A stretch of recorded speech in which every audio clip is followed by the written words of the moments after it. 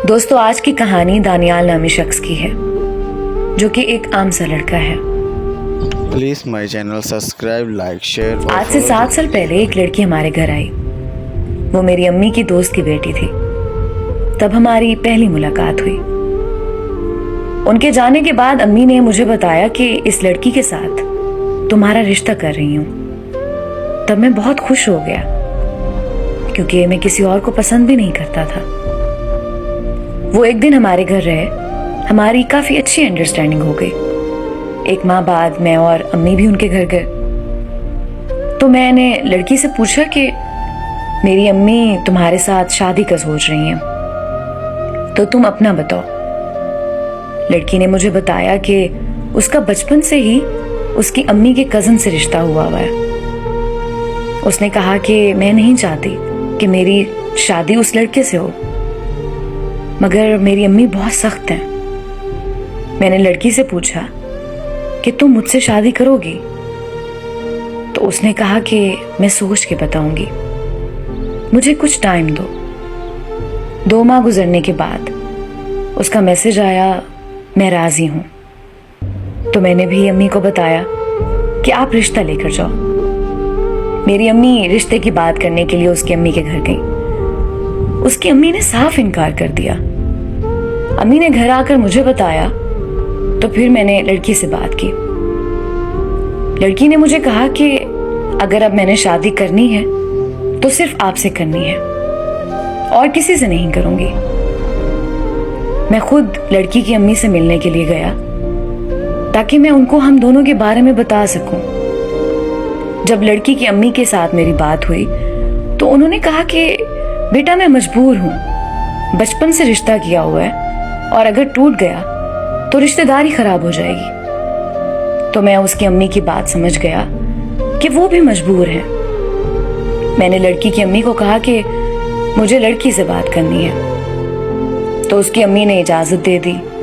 मैंने लड़की को बहुत समझाया, मगर उसकी सिर्फ एक ही जिद थी कि शादी करनी है तो सिर्फ आपसे ही करनी है। और उसकी अम्मी बाहर खड़ी हमारी सारी बातें सुन रही थी। मेरे वहां से जाने के बाद उसकी अम्मी ने उसे बहुत मारा, उससे मोबाइल फोन ही ले लिया। हमारा राब्ता खत्म हो गया।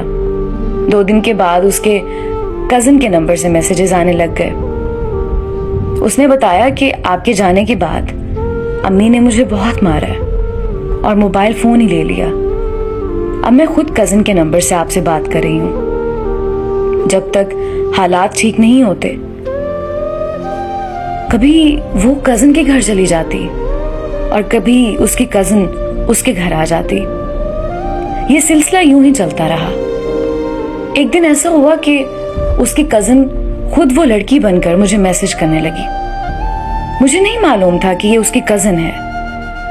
वो मुझसे बात कर रही थी और उसने कहा कि मैं आपसे प्यार करती हूँ। मैंने भी उसको रिप्लाई कर दिया कि मैं भी आपसे प्यार करता हूँ। मैंने तो रामीन समझकर उसको जवाब दिया था। उसने ये मैसेज जाके रामीन को दिखा दिया कि ये देखो, वो तो मुझसे प्यार करता है, तुमसे नहीं। दोस्तों, वहां से ही हमारी मोहब्बत में फासले पैदा हुए। जब इस बात की मैंने तस्दीक की तो उसकी कजन ने बताया कि रामीन की अम्मी ने मुझे कहा था कि दानियाल को फंसाओ ताकि रामीन की नजर में वो बुरा इंसान बन जाए। और दोस्तों, उन्होंने मुझे बुरा इंसान ही बना दिया। इस मामले के बाद रामीन की मोहब्बत में तो कमी आ गई, लेकिन मेरी मोहब्बत में कोई कमी नहीं आई।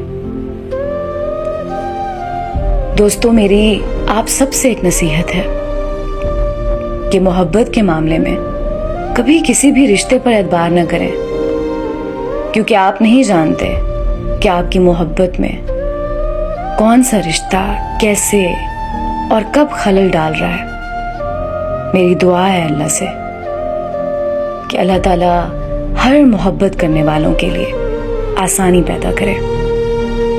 आमीन।